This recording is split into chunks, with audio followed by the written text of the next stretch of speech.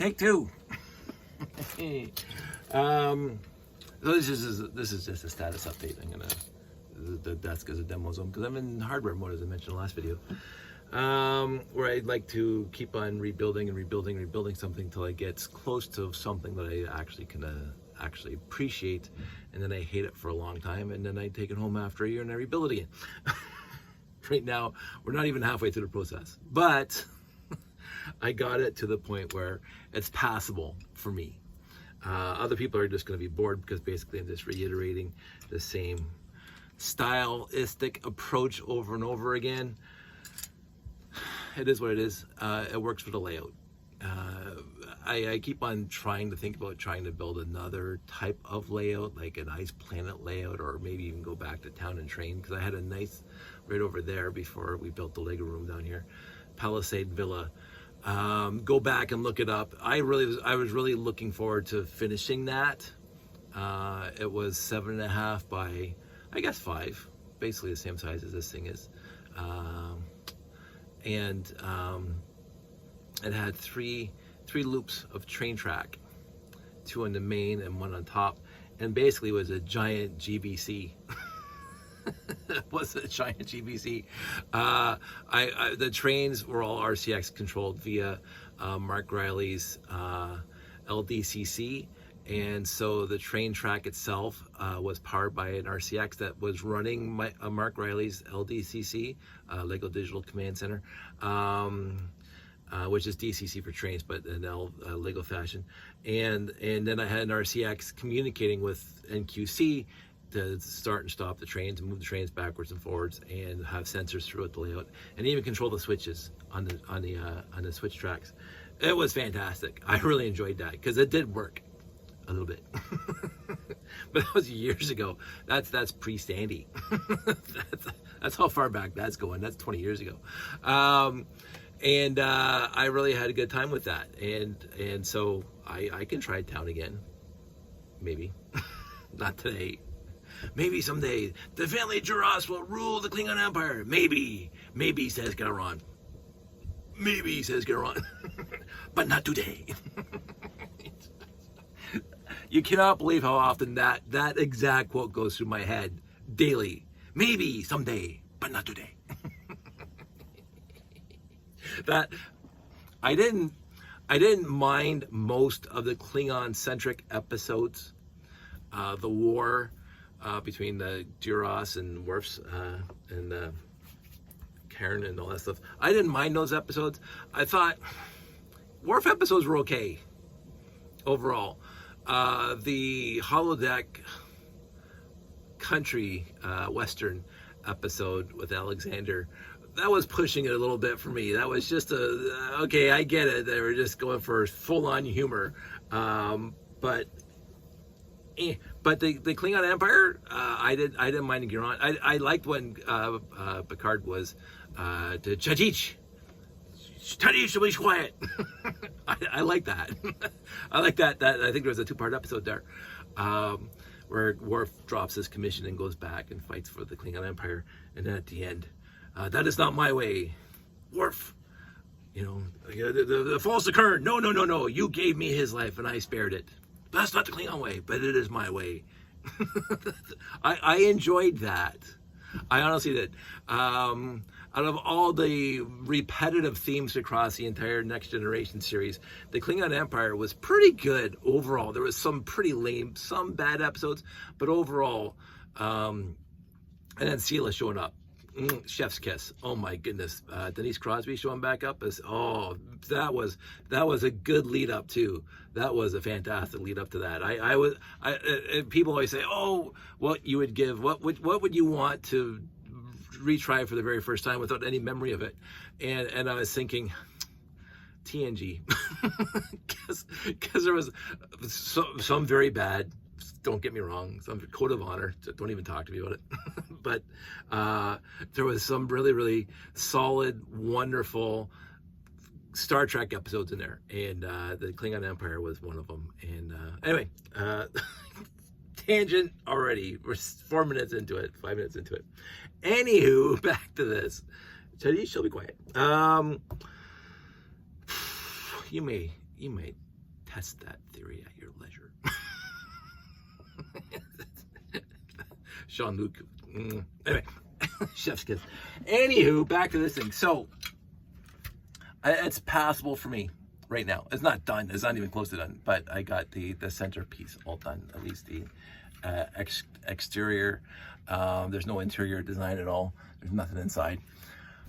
This has to be worked on, whatever. But I still have to, of course, incorporate this with the diamond below and the observation deck above, maybe, or the observation deck below and this thing above. I don't know yet. But I think this is already wider than the observation deck. So this is probably going to be below the observation deck, which is fine.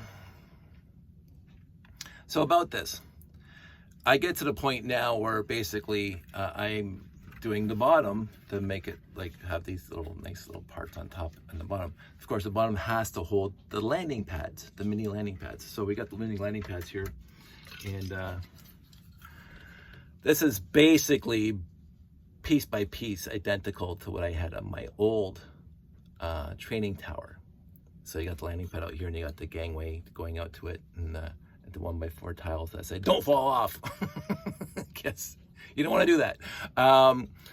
And what happens here is I'm going to change that actually. But anyway, before I used click hinges, and I attached these things straight to the actual cadet training tower, and they would fold up so I could store it, and they would come down when I'm at a show, so they just fold back down. I didn't want to do that this time. I thought click hinges, not my favorite thing in the world, and I want these things just to be removable for transportation, so I can take this and I can take this thing and just put them on when I'm at a show. So my memory is such that I do forget. I tend to forget a lot of stuff that I've already done before. And I've learned from other people. And so on a specific note, I thought to make them detachable, I'll just use the pin and hole, the Technic 1x2 with 2 holes, and the 1x2 modified brick with 2 pins, because that'll do. You can remove them. Just put the pins on one side, and it goes in the hole on the other side, and just take it off when you want to, and you go home.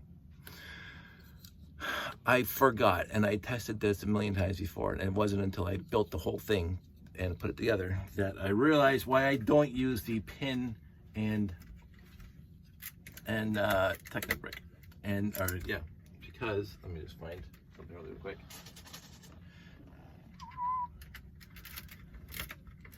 So that's what it would look like. See? Ta-da! Doesn't look bad. Watch.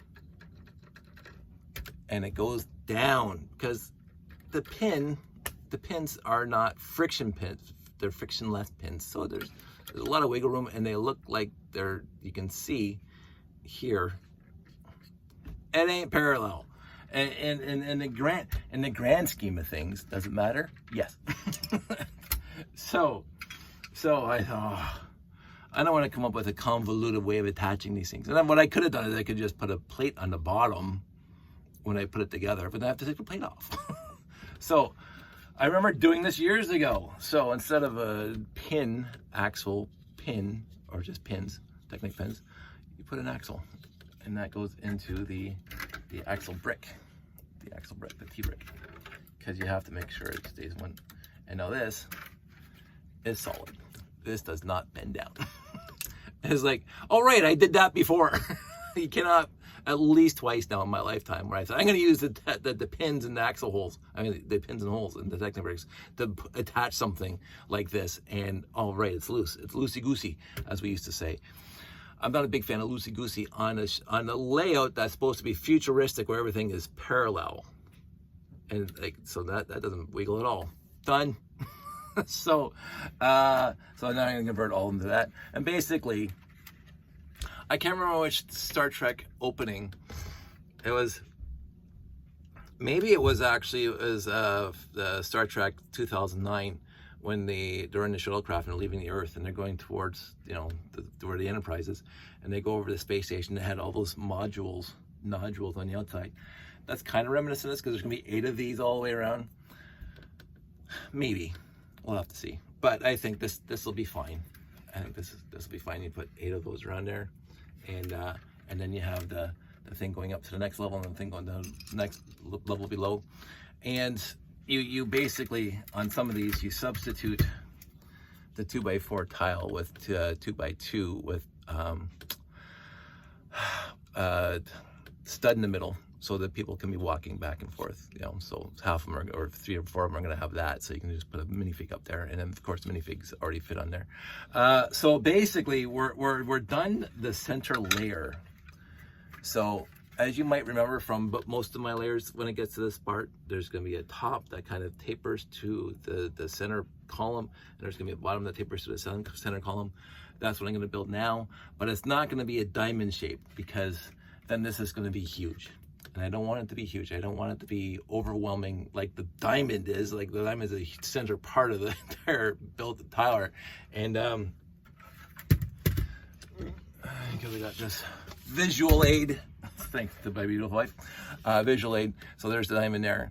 I use basically the same technique that I used to build this thing to build that thing. And you can see basically coming out here, and then this is for the 45-degree angle, so it's like 8-sided, it's an octagon, and using exactly the same pieces. But this is bigger, this diamond is bigger in circumference than that, which is fine, because I don't want that to be big. But also you can see the diamond here, it goes slopes 45s all the way up there and 45s all the way down here. So it's a big diamond, right? I don't want that here. So what I'm going to do, and I was thinking about this while I was making this video, I'm going to, on the, so you got the 45s here, which you can't really build because the studs are this way, and these studs are vertical and horizontal, and these things are 45. So this is the main x-axis, and this is the main y-axis, whatever, however you want to call it. And so these things are already here, and I'm going to come back, and then I'm going to go up an angle. So it's going to be maybe one or 2 of these windows, not the 4 that's on the diamond. So because there's 4 of these windows above and 4 of these windows, so it's a really tall piece. This one's going to be well, this is 5 bricks high from gray to gray. That's 5 bricks high. I'm hoping that this is going to be also just 5 bricks high. So this whole thing is going to be 15 bricks plus 4 plates. So it's going to be 16 bricks, 1 plate high, which is 1/4 the height of the actual, at least 1/4 the height of the actual diamond. So it won't look huge, which I don't want it to do. But that's what I'm gonna do. And I'm gonna see what happens. And then I'm gonna take it over to Jamie's while the layout's there, and I'm gonna try it. And if I don't like it, I'm gonna come home and change it. But right now, that's the plan. I'll keep you posted on the plan, and we'll go from there. So it is progressing, and I'm happy it's progressing. I'm going to take these bottom things off because, of course, it won't sit flat right now. And if I do it all the way around, then the center won't sit nicely and it'll break. So I'm going to be taking these things off temporarily, but I'm going to keep them because, you know, they're built now, which is nice. And I'm going to start doing the top part. Oh, this is what I found, by the way. While we're talking about it, I meant to talk about the last video. When I go through my layout and I go through my bins of basic parts, these are 1x6s. They're nice 1x6s, a little faded 1x6s, but they're all 60s, so they're going to go into my 60s and 70s bin. And so, because I don't go through my bins now to find them, I just find them as I build them. So there's probably, I actually put some in here. So there's going to be 50-year-old pieces, 60-year-old pieces in this build, again, like the rest of my layout, because my collection spans from 1965 to now. So I like it that way. 60 years, 60 years Lego in this room makes me happy. And then I got some really old pieces that I know they're really old pieces, and so they stay out of it. But I do like the quote-unquote showing off the fact that my Lego collection goes back to 1965 pretty much, and it's nice. So anyway, that's it. That's all. I thought I'd keep you guys posted, and I will say I'll talk to you soon.